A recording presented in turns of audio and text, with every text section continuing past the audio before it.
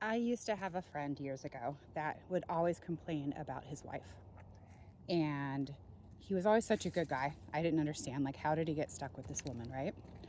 Um, and I remember being friends with him and I just loved him. And let's call him John. um, he would tell us these stories every time we were together about this woman. And then, so we were like, gosh, he's such a good guy. Like, we didn't know him. He just moved from another state.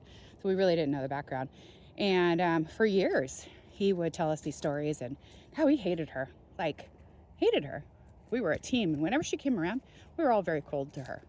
And, we would, encourage him to leave her, because he was a good guy. And it even came to a point where he was flirting with one of the girls in the group. Like, he really wanted to get together with this woman, even though he was still with his wife. And we were like, no, that's okay. Don't understand why, looking back. Like, I thought that was okay. But it was because he was a good guy. And he was stuck in this marriage, and he couldn't let her go because he was supporting her, you see. So it all made sense, He wanted to leave her. And he was explaining, like, they're already just roommates and this whole thing, and set it up. Fast forward. I didn't see it until I was going through it myself. From the wife's perspective, the one that's being talked about, I hope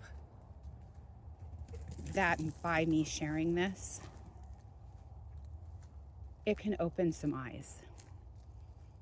It opened mine because I couldn't see it until I went through it. And before my divorce started, this person visited our house, and he was so rude and cold to me, this friend that I'd had for years. And it clicked.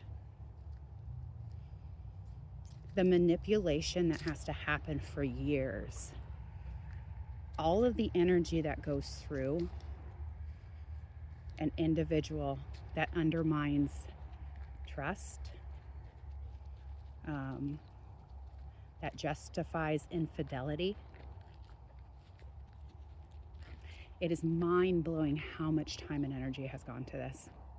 I didn't understand when people started standing up against me in the court of law for me not to have custody of my children, because I thought I was a good mom.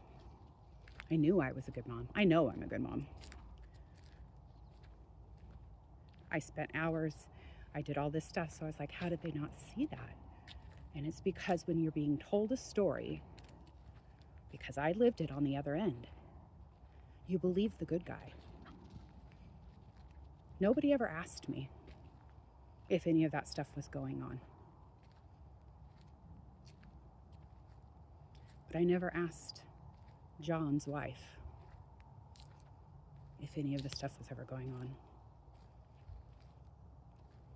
So, to John's wife, I'm sorry.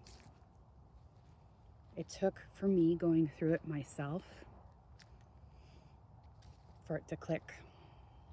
And I pray that none of my friends